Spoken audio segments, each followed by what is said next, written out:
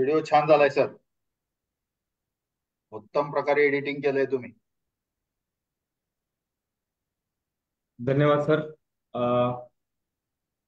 सर्वांना नमस्कार. महात्मा फुले कृषी विद्यापीठ राहुरी अंतर्गत विभागीय विस्तार केंद्र कृषी महाविद्यालय पुणे व कृषी विभाग महाराष्ट्र शासन यांच्या संयुक्त विद्यमाने विद्यापीठ आपल्या दारी तंत्रज्ञान गंगा घरोघरी या कार्यक्रमांतर्गत खरीप 2024 साठी विभागीय विस्तार केंद्र कृषी महाविद्यालय पुणे शेतकऱ्यांसाठी घेऊन येत आहे एक नवीन कार्यक्रम. विचारा तुम्ही, सांगतो आम्ही.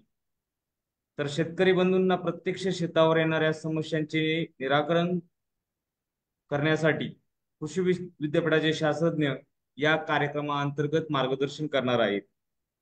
महात्मा फुले कृषी विद्यापीठाचे सन्माननीय कुलगुरू माननीय डॉक्टर प्रशांत कुमार पाटील सर यांच्या संकल्पनेतून आणि यांच्या मार्गदर्शनाखाली आपण या कार्यक्रमाचे आयोजन केले आहे. या कार्यक्रमाअंतर्गत आपण शेतकऱ्यांना प्रत्यक्ष शेतावर आज मितीस जे काय अडचणी येत आहेत खरीप पिकांच्या संदर्भामध्ये, त्या संदर्भात शास्त्रज्ञांच्या चमू बरोबर, म्हणजे ज्यामध्ये वनस्पती रोगशास्त्रज्ञ असतील, वनस्पती कीटकशास्त्रज्ञ असतील, त्याचप्रमाणे कृषी विद्या विभागाचे शास्त्रज्ञ असतील, किंवा जर फळपीक किंवा अ, भाजीपाला पिके असतील तर त्या त्या संदर्भातले शास्त्रज्ञ या सर्वांना घेऊन आपण हा कार्यक्रम करत आहोत. त्यासाठी आम्ही शेतकऱ्यांना समाज माध्यमांमधनं आमच्या नंबरवरती त्यांच्या शंका मागितल्या होत्या. काही शेतकरी आपल्या बरोबर ऑनलाईन आहेत, तर काही शेतकऱ्यांच्या शंका आपल्याकडे आलेल्या आहेत, तर त्याचं निरसन आपण या सांघिक चर्चेतनं करणार आहोत. तर आज आपला जो विषय आहे तो पश्चिम महाराष्ट्र व पूर्ण महाराष्ट्रातीलच नव्हे तर भारतातील महत्वाचं पीक म्हणजे सोयाबीन पीक. आज मितीमध्ये भारतामध्ये मोठ्या प्रमाणात जर आयात कशाची होत असेल तर ती खाद्यतेलाची होते, आणि त्यासाठी खाद्यतेलाचा एक चांगला स्रोत म्हणून आपण सोयाबीनकडे पाहतो. तर या सोयाबीन पिकामध्ये महाराष्ट्रामध्ये आणि त्यातल्या त्यात पश्चिम महाराष्ट्रामध्ये मोठ्या प्रमाणात सध्या जो पाऊस झालाय, या अशा पावसाच्या परिस्थितीमध्ये सोयाबीन पिकावरती जे काही वेगवेगळे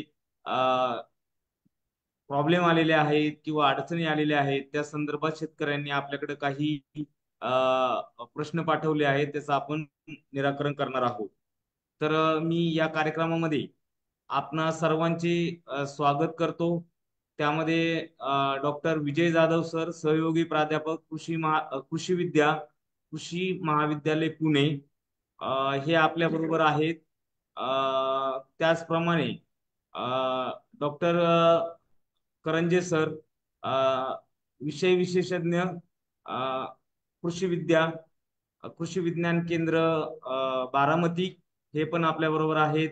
तसेच डॉक्टर संग्राम काळे सर, जे मृदशास्त्रज्ञ आहेत, की ज्यांचं सगळ्यात मोठं योगदान आता पाऊस झाल्यानंतर शेतकऱ्यांना मोठ्या प्रमाणामध्ये अ, अ, वेगवेगळ्या पद्धतीनं खतांच्या मात्रा वगैरेची अडचण असते, तर त्या संदर्भात ते मार्गदर्शन करणार आहेत. त्याचप्रमाणे सचिन महाजन सर, जे सहाय्यक प्राध्यापक आहेत वनस्पती रोगशास्त्र, हे कसबे डिग्रज संशोधन केंद्र येथून आपल्या बरोबर आहेत.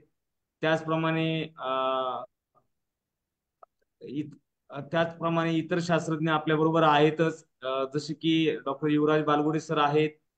तसेच डॉक्टर संतोष मोरे सर, हे सोयाबीन पिकावर येणाऱ्या विविध किडींच्या जैविक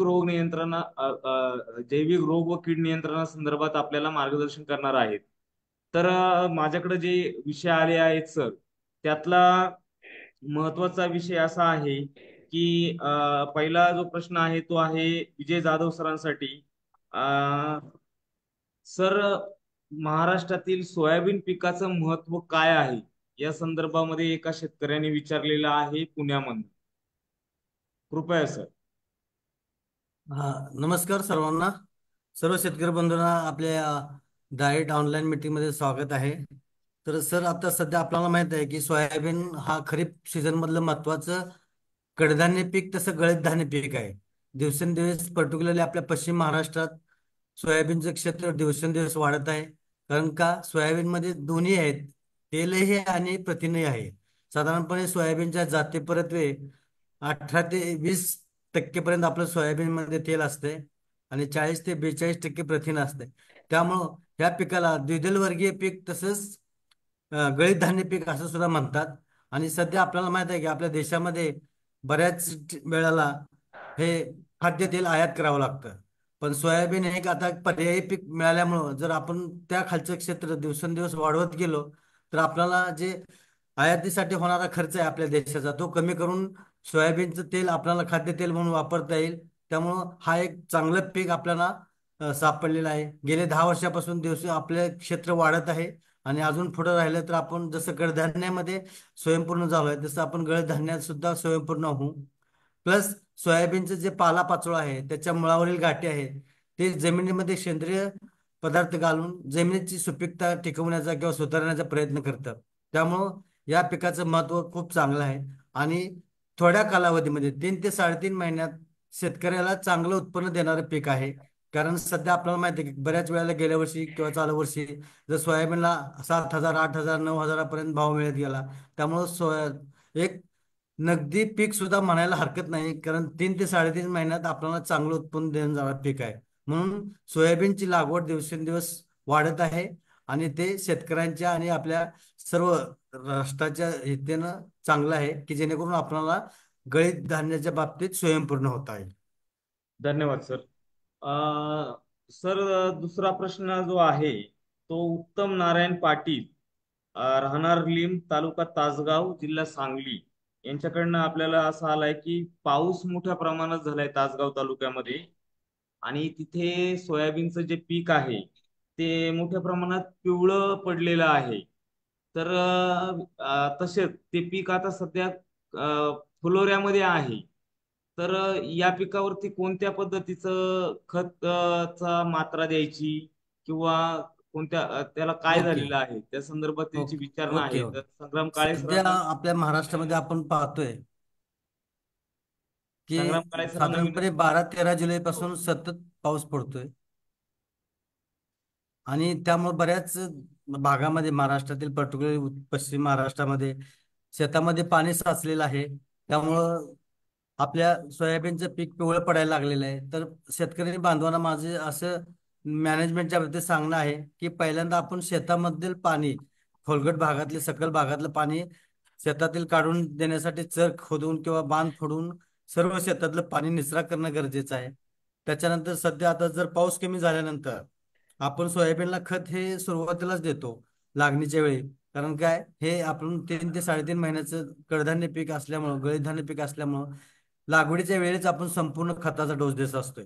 50 किलो नत्र, 75 किलो स्फुरद आणि 45 किलो पालाश प्रति हेक्टरी.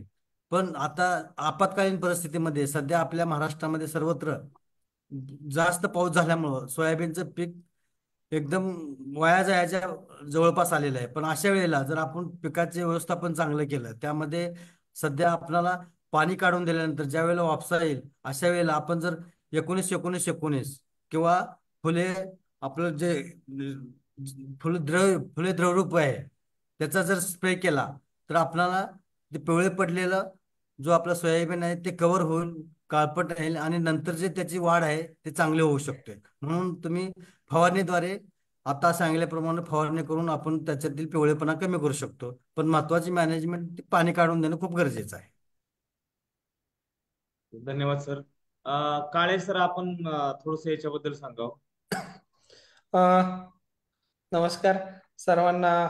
नमस्कार. आणि आता जाधव सरांनी सांगितलं की पिवळेपणा हा प्रामुख्याने पाणी साठून राहिल्यामुळं झालेला आहे. आणि आताच्या सोयाबीनची स्टेज आहे ती साधारणतः फ्लावरिंगची स्टेज आहे. आणि बऱ्याच ठिकाणी हा समस्या येते की पिवळे पडला आहे आणि जस्ट ते एखाद्या कृषी खताच्या दुकानदाराकडे जातात आणि पिवळा पडल्याची समस्या सांगतात.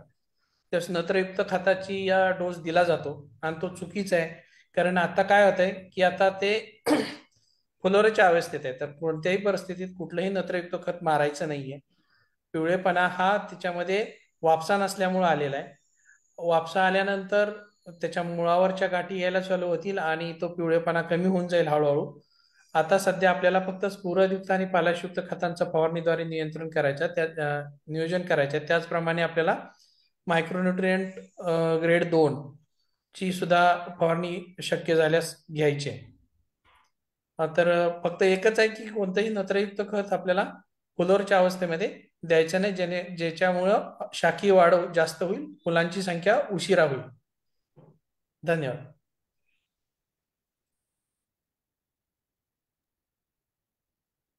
धन्यवाद सर.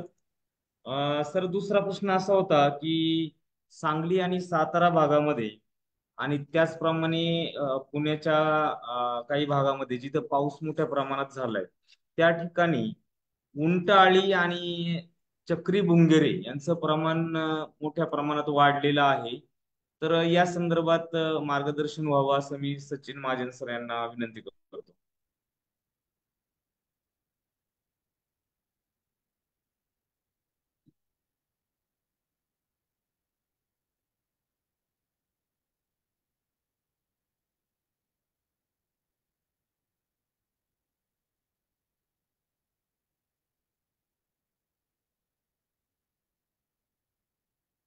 महाजन सर.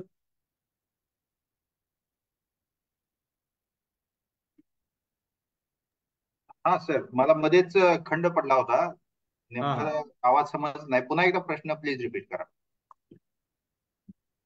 सर चक्री बुंगेरे आणि उंटअळी या हम्म, दोन आळ्यांचं मोठ्या प्रमाणात प्रादुर्भाव झालेला आहे सांगली, सातारा आणि पुणे जिल्ह्यामध्ये. ओके. तर त्या संदर्भात मार्गदर्शन व्हावं. हा, आता चक्री भुंगा सांगली जिल्ह्यामध्ये प्रादुर्भाव अत्यल्प प्रमाणात आहे. सातारा आणि सोलापूर जिल्ह्यामध्ये असण्याची जरा जास्त शक्यता आहे.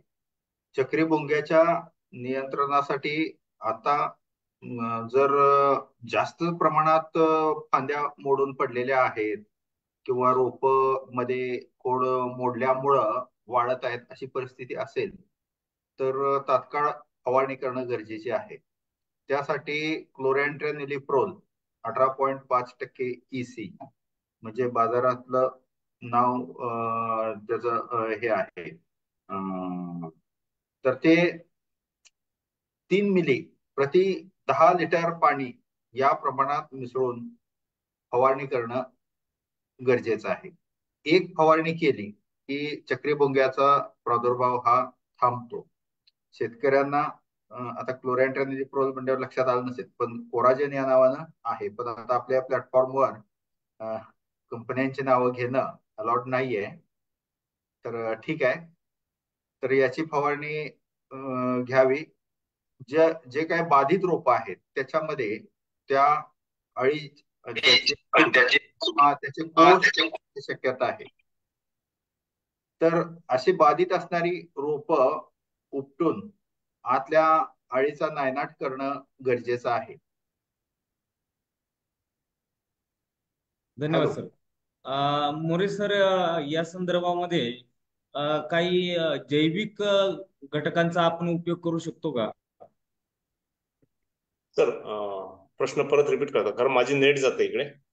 हा सर, प्रश्न असा होता की चक्री भुंगेरा आणि उंटअळी याचा प्रादुर्भाव सोयाबीनवर वाढतोय. तर याला महाजन सरांनी उत्तर दिलेलं आहे, पण ते रासायनिक पर्याय आहेत. तर आपण जैविक पर्याय आपल्याकडे काय आहे का?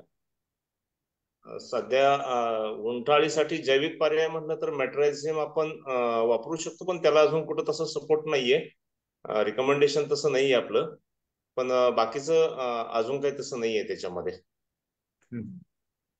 आणि सर दुसरं असं विचारायचं होतं तुम्हाला की उंटअळीचा जो प्रादुर्भाव आहे तो आणि स्पोडोप्टेरा, ज्याला मराठीमध्ये आपण पाने खाणारी अळी म्हणतो, तर ह्या हा हा वेगवेगळ्या आहेत का एक सारख्याच आहेत? असं सागर पाटील, राहणार कवठे एकंद, तासगाव जिल्हा सांगली यांनी असा प्रश्न विचारलाय की त्या वेगळ्या आहेत का एकच प्रकारच्या आहेत?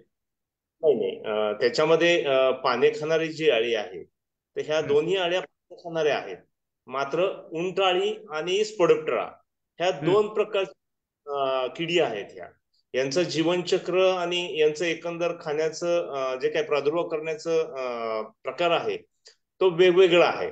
आणि याच्यामध्ये स्पोडोप्टेरा जी आहे ही स्पोडोप्टेरा बऱ्यापैकी तुमच्या सोयाबीन पिकावर ऑगस्ट सप्टेंबर आणि महिन्यामध्ये तुम्हाला प्राकर्षाने दिसून येते.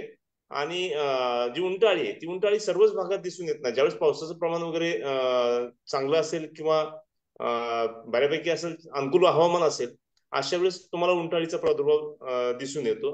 अलीकडील भागात किंवा अलीकडील काळामध्ये उंटअळीचा प्रादुर्भाव वाढतोय, पण मात्र स्पोडोप्टेरा पूर्वीपासूनच आहे आणि ह्या दोन अळ्या वेगवेगळ्या प्रकारच्या आहेत. बस सर, याच्या नियंत्रणासाठी आपल्याकडं जैविक पद्धतीचा आपण कशा प्रकारे वापर करू शकतो? त्यामध्ये जैविक प्रकारे स्पोडोप्टेराचं नियंत्रण आपण चांगल्या प्रकारचं करू शकतो. कारण साधारणतः ऑगस्ट महिन्यामध्ये किंवा ज्यावेळेस आपण रोपं वर उगून आलेली असतात आणि चांगली पानं लागलेली असतात, अशा वेळेस बऱ्यापैकी पाऊस जर असेल तर त्या ठिकाणी स्पोडोप्टेराचा अटॅक आपल्याला जुलैपासूनच साधारणतः सुरू झालेला दिसतो आणि ऑगस्ट आणि सप्टेंबर मध्ये बऱ्याचशा भागात महाराष्ट्रामध्ये जास्त प्रमाणात आपल्याला दिसून येतो. तर अशा हो वेळेस काय सर. करायचंय? हो सर, हॅलो. सध्या सोलापूर आणि पुणे जिल्ह्यामध्ये स्पोडोप्टेराचा फार मोठ्या प्रमाणात अटॅक आलेला आहे. तर तर आपण त्यासाठी जैविक पर्याय काय देऊ शकतो? जैविक पर्यायामध्ये आपल्याला त्याच्यामध्ये बिवेरिया बासियाना एक आहे, मेट्रायझिम आणि सोप्लिया हे दोन प्रकारच्या बुरशी आहेत की ज्या बुरशी जर त्या ठिकाणी आता वापरल्या शेतकऱ्यांनी साधारणतः 5 ग्रॅम प्रति लिटर पाण्यात आपल्याला मिसळून त्याची फवारणी करायची. संध्याकाळच्या वेळी जर फवारणी केली त्याचे परिणाम अजून चांगल्या पद्धतीने दिसून येतात. एक साधारणतः 15 दिवसाच्या अंतराने 2 ते 3 फवारण्या केल्या तर त्या ठिकाणी याळ्यांचं नियंत्रण चांगलं होतं. तसंच मी अजून सांगेल त्याच्याच बरोबर काही शेतकऱ्यांनी किंवा शेतामध्ये जर फेरोमोन सापळे जर त्या ठिकाणी वापरले तर बऱ्यापैकी आपल्या शेतामध्ये याळी येणार आहे का नाही त्याचं एक आपल्याला समजतं.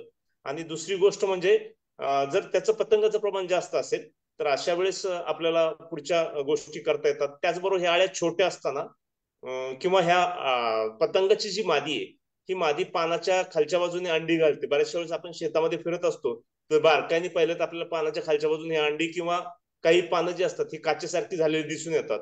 अशा वेळेस या छोट्या अळ्या एकत्रितरित्या पानाच्या खालच्या बाजूने ते पानं खरवडून खात असतात. तर अशी पानं जर दिसून आली तर खालच्या बाजूला जरा बऱ्याच पाहायचं.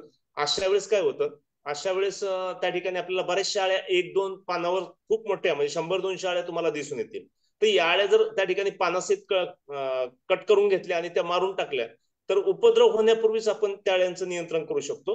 आणि दुसरी गोष्ट म्हणजे फवारणी शक्यतो संध्याकाळच्या वेळी करावी, कारण ह्या अळ्या दिवसभर जमिनीच्या भेगांमधनं किंवा कुठेतरी सुरक्षित ठिकाणी लपून बसलेल्या असतात आणि रात्रीच्या वेळेस मात्र या पानावर येऊन पानं खाण्याचं काम करत असतात. त्याच्यामुळे या ठिकाणी बिवेरिया आणि मेट्रायझिम या दोन बुरशी आहेत. त्याच पद्धतीने एनपीव्ही नावाचा एक व्हायरस आहे, स्पोडोप्टेरा लिच्युरा एनपीव्ही व्हायरस आहे.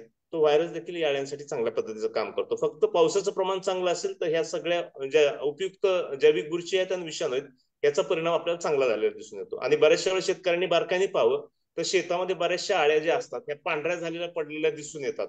या सगळ्या ज्या अळ्या आहेत या सगळ्या अळ्या जीवाणू तुमच्या बुरशीमुळे पांढऱ्या पडलेल्या आपल्या शेतामध्ये दिसून येतात सर.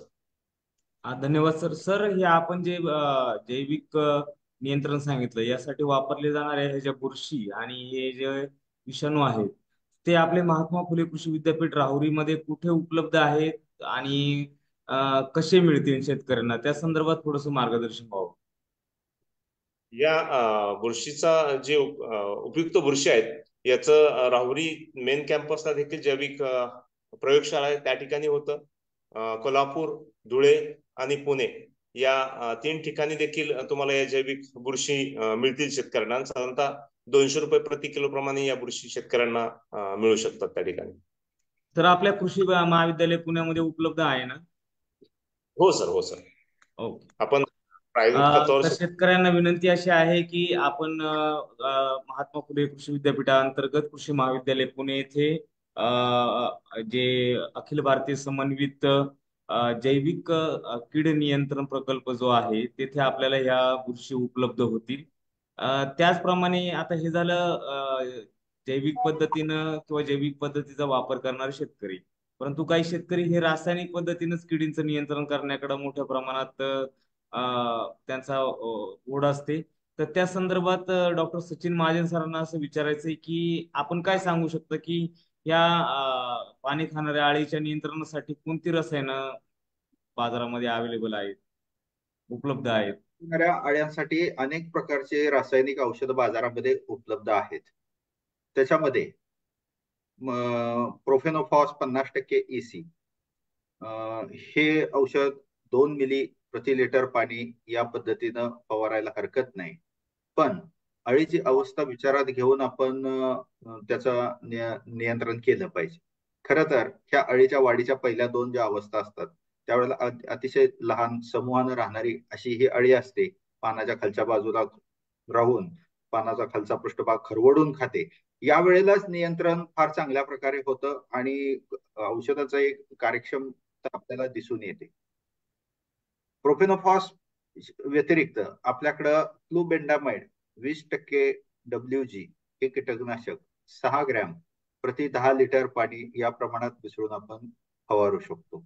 या व्यतिरिक्त क्लोरपायरिफॉस 20% EC हे कीटकनाशक 2 मिली किंवा 20 मिली प्रति 10 लिटर पाणी या पद्धतीनं फवारू शकतो.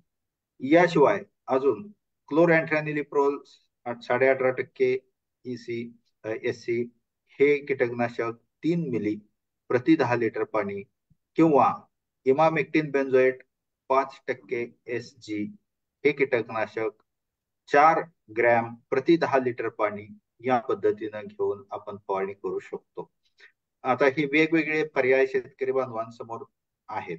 गरजेनुसार 1 किंवा 2 फवारण्या द्याव्यात. विशेषतः 10 ते 12 दिवसाच्या अंतराने फवारणी दिली की चांगल्या प्रकारे आपल्याला हे नियंत्रण मिळेल. सध्याची परिस्थिती ही स्पोडोप्टेरासाठी अत्यंत पोषक अशा स्वरूपाची आहे. पण मी याच्यामध्ये अजून एक सांगेन की सरळ रसायनांकडे न वळता पहिल्यांदा याच्यासाठी कामगंध सापळ्यांचा अवलंब करावा. कामगंध सापळे एकरी 4 शेतामध्ये उभे करावेत, ज्याच्यामध्ये नर पतंग हे पटकन अडकले जातील आणि पुढं त्यांची पुढची पिढी निर्माण होण्यासाठी अडथळा निर्माण होईल. या व्यतिरिक्त पक्षी थांबे एकरी 15 ते 20 पक्षी थांबे उभे करावेत. पक्षी हे फार मोठ्या प्रमाणात आळ्या वेचून न्यायचं काम करीत असतात आणि त्यानंतर मग आता जसं मोरे सरांनी सांगितलं तसं जैविक नोमोरिया रिलाई आहे, मेटारिजियम अॅनिसोप्ली आहे किंवा बिवेरिया बॅसियाना या प्रकारची जैविक औषधं कृषी संशोधन केंद्र कसबे डिग्रज या ठिकाणी सुद्धा उपलब्ध करून देण्यात आलेली आहेत. आणि गरज पडली तरच मग शेवटी आपण रसायनांकडे वळावं. अशा पद्धतीने एकात्मिक नियंत्रण केलं तर निश्चित स्पोडोप्टेरा असेल किंवा त्यासोबत येणारी उंट अळी असेल किंवा केसाळ अळी असेल, या सगळ्या प्रकारच्या पाने खाणाऱ्या अळ्यांचा चांगल्या प्रकारे नियंत्रण होऊ शकेल. धन्यवाद सर. धन्यवाद सर. म्हणजे सांगली जिल्ह्यातील शेतकऱ्यांसाठी कसबे डिग्रज येथे आपल्याला जैविक ह्या ज्या बुरशी आहेत त्या उपलब्ध होऊ शकतात. पुणे जिल्ह्यातील शेतकऱ्यांसाठी कृषी महाविद्यालय पुणे आणि राहुरी कृषी विद्यापीठाअंतर्गत राहुरीमध्ये जे नगर जिल्ह्यातील शेतकऱ्यांसाठी तिथे ह्या बुरशी अवेलेबल होऊ शकतात, उपलब्ध होऊ शकतात. सर दुसरा एक प्रश्न संदीप कल्लापुरे, देसवंडी तालुका राहुरी, जिल्हा अहमदनगर यांचा असा आहे की राहुरीमध्ये त्यांना गेल्या वर्षी एक प्रॉब्लेम असा झाला की पाऊस जास्त पडल्यामुळं दाणे मोठे होत नाहीत आणि दाणे बारीक राहतात, त्यामुळं म्हणावा असा बाजार मिळत नाही. तर कोणती खतं वापरावीत पावसानंतर, तर या संदर्भात एक प्रश्न आहे. तर मी डॉक्टर संग्राम काळे सरांना विचारतो की काय करावं लागेल सर या बाबतीत.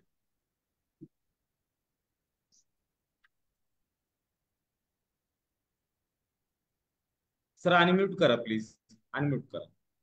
सॉरी. तर दाणे मोठे होण्यासाठी किंवा शेंगामध्ये दाणे व्यवस्थित भरण्यासाठी आपल्याला प्रामुख्याने सल्फर आणि पोटॅश या अन्नद्रव्यांची गरज असते.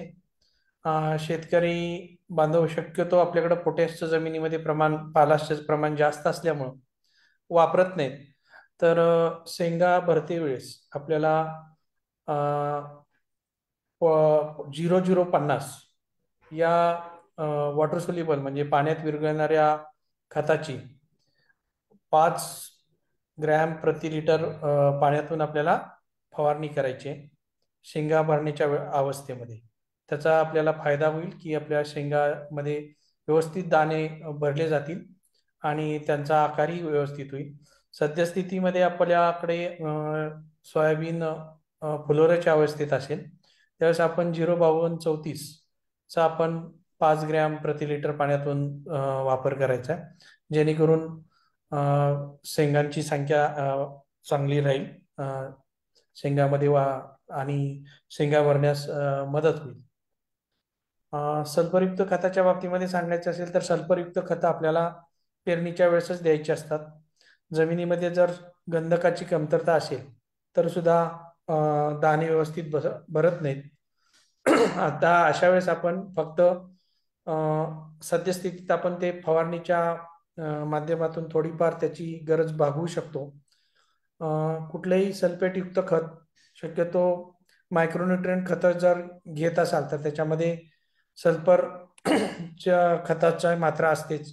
त्याच्यामुळं मायक्रोन्युट्रिएंट ग्रेड 2 जरी ते मायक्रोन्युट्रिएंटचा असेल तरी त्याच्यामध्ये सल्फरचं प्रमाण मोठ्या प्रमाणात आहे, तर त्याचाही वापर केला तरी आपल्याला त्याच्या दाणे भरण्याच्या प्रक्रियेमध्ये वाढ होईल चांगली.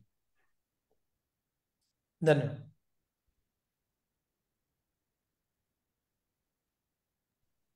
हॅलो. हा, धन्यवाद सर.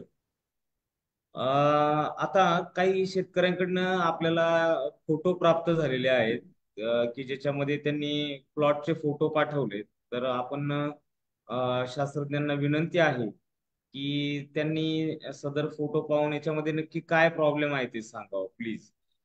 हा पहिला फोटो पाठवलेला आहे सुहास भोसले, ऍग्रिकल्चर असिस्टंट, बेवनूर यांनी, जे क्षेत्रीय कर्मचारी आहेत महाराष्ट्र शासनाच्या कृषी विभागामध्ये. याचा क्लोजअप जर फोटो दाखवायचा झाला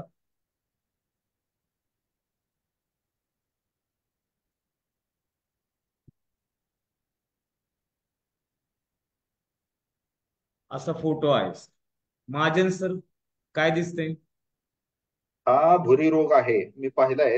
हा हा. फोटो क्लोजअप घेऊन पाहिलाय. भुरी रोग आहे आणि भुरी रोग बऱ्याच मोठ्या प्रमाणात पसरलेला दिसतोय. तर तात्काळ याच्यावर रासायनिक उपाययोजना करणं गरजेचं आहे.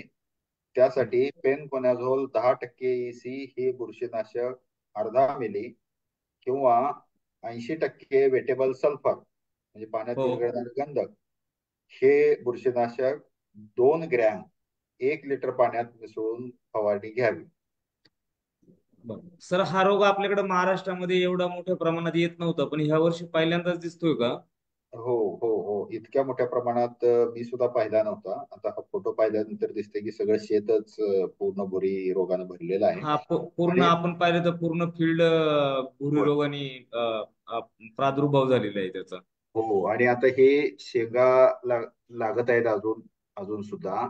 तर भुरी रोगामुळे काय होणार आहे की शेंगा येतील, पण त्या शेंगा अशा असतील की नुसत्या जाडसर पिवळसर झालेल्या आणि आत त्यात दाणे भरत नाही. असा प्रकार भुरी रोगामुळं होऊ शकतो. पुढं प्रादुर्भाव जर वाढला जास्त तर हा प्रकार दिसतो. अजून सुद्धा हे पीक आटोक्यात आहे, म्हणून तात्काळ यापैकी एका बुरशीनाशकाची फवारणी करणं गरजेचं आहे. सर, हे जे सुहास भोसले सर आहेत यांनी मला फोन करून असं विचारलं की काही त्यांचे शेतकरी हे जैविक पद्धतीनं शेती करतात, तर त्यांच्या शेतामध्ये पण हा भुरी रोग आढळतोय. तर मला सरांना विचारायचंय, मोरे सरांना, की आपण भुरी रोगासाठी काही जैविक नियंत्रण करू शकतो का सर? सर, याबद्दल मला वाटतंय महाजन सरच जास्त बोलू शकतील. हा सर, महाजन सर. काय झालेलं आहे, द्राक्षामधल्या भुरीसाठी एम्पिलोमायसिस पुस्कॅलिस नावाचा एक जैविक घटक मिळत आहे आता.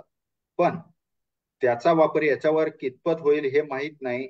आणि ह्या पिकामध्ये तसं जैविक भुरीसाठी जैविक कुठलं शिफारशीत नाहीये. त्यामुळं सध्या या परिस्थितीत जैविकचा विचार न करता पटकन पेनकोनॅझोलची किंवा सल्फरची फवारणी घेऊन पीक वाचवणं जास्त गरजेचं आहे. तात्काळ त्याचा रिझल्ट मिळेल आणि त्यानंतर मग पुढे आपण बघू, पण आज तरी आपल्याकडं या रोगासाठी जैविक उपाय उपलब्ध नाही.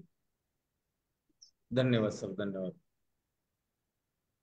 सर, दुसरा जो आपल्याला फोटो प्राप्त झालाय तो मिस्टर श्री अतुल विठ्ठल रासकर, सरोली बुद्रुक, तालुका खेड, जिल्हा पुणे इथून झालाय. तर त्यांच्या शेतामध्ये अशी परिस्थिती आहे की झाडं वाढत नाहीयेत आणि अशी पिवळी पडलेली आहेत.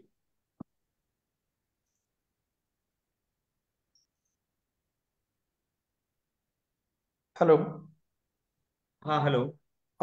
थोडासा क्लोजअप फोटो असता तर अधिक चांगलं झालं असतं, पण ठीक आहे. कदाचित चुनखडीचं प्रमाण जास्त असेल. हा, करंजे सर, करंजे सर बोलतायत ना? काळे सर बोलतात. हॅलो. हा, काळे सर, काळे सर बोलतो. हा, हे सोयाबीनच आहे ना? हा, सोयाबीनच. हा, एकच मिनिट. हा, ठीक आहे. गंधकाची कमतरता आणि झिंकची असेल, कारण पानं लहान दिसत आहेत. चुनखडीचं प्रमाण जास्त आहे. बहुतेक जमिनीमध्ये चुनखडीचं प्रमाण जास्त आहे. अशा जमिनीमध्ये सोयाबीनची आपण सहसा शिफारस करत नाही. आणि चुनखडीयुक्त जमिनीमध्ये जर सोयाबीन असेल तर त्याची वाढ व्यवस्थित होत नाही. या जमिनीमध्ये चुनखडीचं प्रमाण जास्त असावं आणि त्याच्यामुळं गंधक आणि जस्त लोह याच्या कमतरता दिसून येतात. इथं या फोटोमध्ये आपल्याला पानं लहान दिसत आहेत, म्हणजे जस्ताची कमतरता आहे आणि शेंड्याकरची पानं पिवळी झालेली आहेत, म्हणजे सल्फरची, गंधकाची कमतरता आहे. अशा वेळेस आपल्याला फेरस सल्फेट आणि झिंक सल्फेट, चिलेटेड स्वरूपातील फेरस सल्फेट, झिंक सल्फेटची फवारणी करावी. अन्यथा फुले मायक्रोन्यूट्रिएंट ग्रेड 2 च्या 2 फवारण्या एक 10 दिवसाच्या अंतराने, पहिली फवारणी 5 मिली प्रति लिटर पाण्यातून, आणि नंतर एक 35-40 दिवसाचा, आता पीक जास्त दिवसाचा 40-45 दिवसाचं झाल्यानंतर आपल्याला 10 मिली प्रति लिटर पाण्यातून, अशी आपल्याला 2 फवारण्या करणं गरजेचं आहे. त्याच्यामध्ये लोह, जस्त आणि गंधक या तिन्ही कमतरता निघून जातील आणि त्या पिकाच्या वाढीला चांगला हातभार लागेल. धन्यवाद सर. तर माझं असं मत आहे, हा, आवाज सर. येतोय? तर याच्यामध्ये एक शक्यता अशी असू शकते की या शेतकऱ्यांनी तणनाशक वापरलं असेल आणि तणनाशकानंतर पण पिकं पिवळी पडतात किंवा वाढ खुंटते. तर त्यांनी जर तणनाशक वापरलं असेल तर तणनाशक वापरले सर. हा, तणनाशकानंतर 8 दिवसानंतर, जसं आता डॉक्टर काळे साहेबांनी सांगितलं की त्यांना मायक्रोन्युट्रिएंट आणि 05234 किंवा वाढीसाठी कदाचित मग 13-0-45 ची एखादी फवारणी त्यांना घ्यावी लागेल, की जेणेकरून ते पीक वाढीस लागेल. तणनाशकाचा इफेक्ट असू शकतो. मग त्याच्या अगोदर एखाद्या वेळेस जर मका वगैरे पीक असेल तर मक्यामधले जे काही तणनाशक वापरलेले असतात त्याचा इफेक्ट पुढच्या पिकावर जास्त होतो. विशेष करून टिंजर किंवा हे वापरलं असेल त्यांनी याच्यासाठी, लवाळा कंट्रोलसाठी काही औषध मारलं असेल तर त्याचा इफेक्ट पुढच्या पिकावर जास्त होतो. तर ती शक्यता एकदा त्यांना विचारून पाहायला पाहिजे, कदाचित तेही असू शकतं. ठीक आहे सर, आम्ही ते विचारू त्यांना. धन्यवाद सर. आणि पुढचा जो प्रॉब्लेम आहे तो असा आहे बघा सर. साधारणतः किडीनी कुरतडलेली पानं दिसत आहेत, पण शिरेपासून लांब आहेत आणि काही ठिकाणी कडांना पण आहे. सर, याच्यामध्ये आहे ना, हा सर. वेळेस छोटे छोटे भुंगेरे दिसतात किंवा त्याला ऍश विविल किंवा मायलोसिरस विविल असं देखील म्हटलं जातं. तर ही झाडं ज्यावेळेस छोटी असतात ना, तर त्यावेळेस या भुंगाऱ्यांचं प्रमाण थोडं प्रादुर्भाव बऱ्यापैकी दिसतो तसा, पण त्याच्यामुळं एवढं काही जास्त असं काळजी करण्याचं कारण नाहीये, कारण प्रमाण एवढं नसतं या भुंगाऱ्यांचं. त्याच्यामुळे स्पेशल काही वगैरे असं फवारणं चुकीचं वाटतं त्या ठिकाणी. म्हणजे जास्त गरज नाही. हे अनिल ताजने, सरोलीचे शेतकरी आहेत दुसरे, त्यांच्याकडनं आपल्याला आलं होतं. ज्या वेळेस पानांना मध्ये खाल्लेलं दिसतं, म्हणजे कडेने खाल्लेलं नाही, मध्ये खाल्लेलं दिसतं, ते हा, मध्ये खाल्लेलं दिसतं. हो, बरोबर. नाही, हा पुणे जिल्ह्याच्या सर अशा भागात जास्त प्रॉब्लेम आहे की जिथं पाऊस खूप मोठ्या प्रमाणात पडून गेलाय. अच्छा. पुणे शहराच्या आसपासला. चरोली म्हणजे जसं पुणे शहराच्या जवळपासच एरिया आहे, तिथेच मोठ्या प्रमाणात तो दिसतोय. आम्ही शेतीत सोयाबीनच्या शेतामध्ये पाहणी केली ना, तर त्यावेळेस अशा प्रकारचं बुंगेर सोयाबीन कापूस ह्याच्यामध्ये ते बुंगेरे छोटे छोटे राहतात. जर त्यांच्याकडे काही फोटोग्राफ्स असतील त्यांनी पाठवले तर आपण त्यांना व्यवस्थित सांगू अजून. हो चालेल, मागून घेतो सर.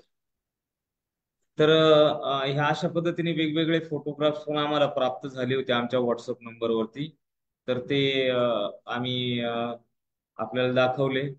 तर अशा पद्धतीच्या विविध शंका शेतकऱ्यांमध्ये साधारणतः या पिकाच्या संदर्भामध्ये होत्या. तर आपण सर्वजण इथे उपस्थित राहिलात आणि शेतकऱ्यांच्या वेगवेगळ्या शंकांचं आपण समाधान केलं. त्याबद्दल मी व्यक्तिशः डॉक्टर विकास भालेराव, वनस्पती रोगशास्त्रज्ञ, विभागीय विस्तार केंद्र कृषी महाविद्यालय पुणे, आपले खूप खूप आभारी आहे. आणि फॉर्मल म्हणजे ज्याला आपण म्हणतो की औपचारिक आभार प्रदर्शनासाठी मी डॉक्टर मृणाल आजोतीकर सर, सहाय्यक प्राध्यापक वनस्पती कृषी विस्तार शास्त्र यांना निमंत्रित करतो.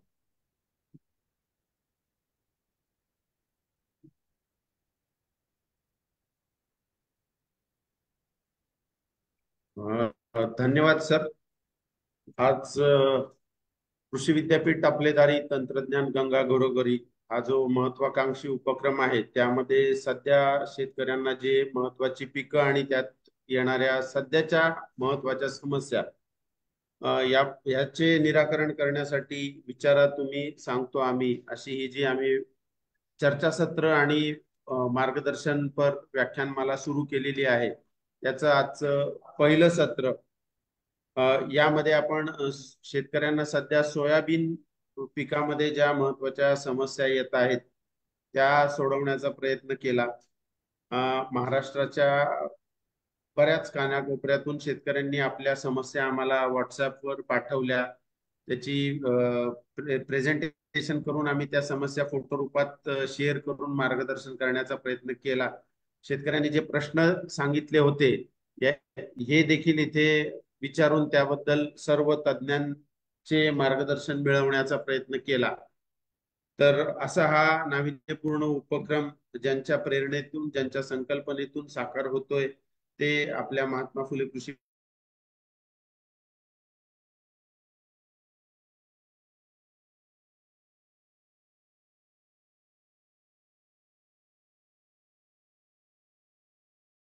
शिक्षण डॉक्टर गोरक्ष ससाणे सर, संचालक संशोधन डॉक्टर विठ्ठल शिर्के सर, त्याचप्रमाणे अधिष्ठाता कृषी डॉक्टर दिलीप पवार सर यांच्या पाठबळाबद्दल मी त्यांचा देखील आभारी आहे. माफ करा. पुणे कृषी महाविद्यालयाचे सहयोगी अधिष्ठाता डॉक्टर कार्यक्रमाकरता देत असलेले मोलाचे मार्गदर्शन व मदत याबद्दल मी सरांचे देखील ऋण व्यक्त करतो.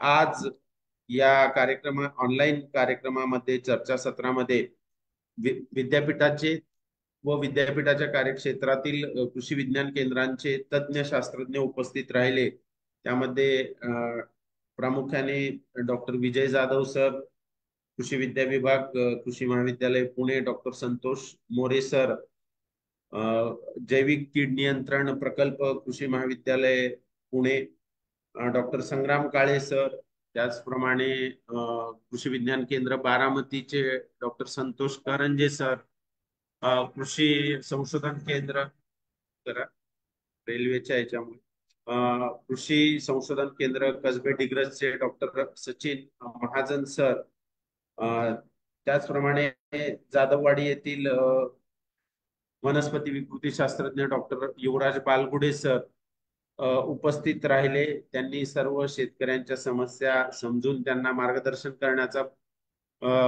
जे मार्गदर्शन केले त्याबद्दल मी आयोजकांच्या वतीने म्हणजेच विभागीय विस्तार केंद्र कृषी महाविद्यालय पुणे आणि कृषी विभाग महाराष्ट्र शासन यांच्या वतीने आपणा सर्वांचे मनापासून आभार व्यक्त करतो.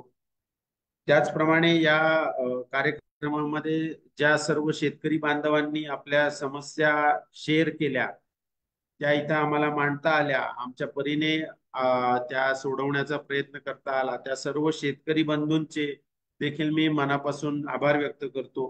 कृषी विभागातील जे कर्मचारी ज्यांनी या समस्या आपल्या शेअर केल्या त्या सर्व कृषी विभागातील आणि जिल्हा परिषदेतील कृषी अधिकारी, कर्मचारी, क्षेत्रीय कर्मचारी यांचं देखील मी या प्रसंगी ऋण व्यक्त करतो. त्याचप्रमाणे विभागीय विस्तार केंद्राचे पुणेचे प्रमुख विस्तार कृषी विद्यावेत्ता डॉक्टर सोमनाथ माने सर यांनी या कार्यक्रमात साठी जे अथक परिश्रम घेतले, सर मी आपले देखील या प्रसंगी आभार व्यक्त करतो. माझे दोन्ही सहकारी डॉक्टर विकास भालेराव, डॉक्टर सुनील जोगदंड या कार्यक्रमाच्या आयोजनामध्ये संकल्पनेपासून कार्यरत आहेत, यांचे पण मी या प्रसंगी आभार व्यक्त करतो. आणि आयोजकांच्या वतीने आजचा हा कार्यक्रम येथे संपन्न झाला असे जाहीर करतो. तत्पूर्वी पुढील आठवड्यात बुधवारी दुपारी 3 वाजता आपण भात पिकातील प्रमुख समस्या, सध्या शेतकऱ्यांना ज्या समस्या येत आहेत याबद्दल मार्गदर्शन विद्यापीठाच्या शास्त्रज्ञांच्या मार्फत करण्याचा प्रयत्न करणार आहोत. तरी सर्व शेतकरी बांधवांनी त्यात देखील सहभागी व्हावे असे आवाहन करतो आणि आजचा कार्यक्रम संपला असे जाहीर करतो. धन्यवाद सर. Thank you sir. धन्यवाद.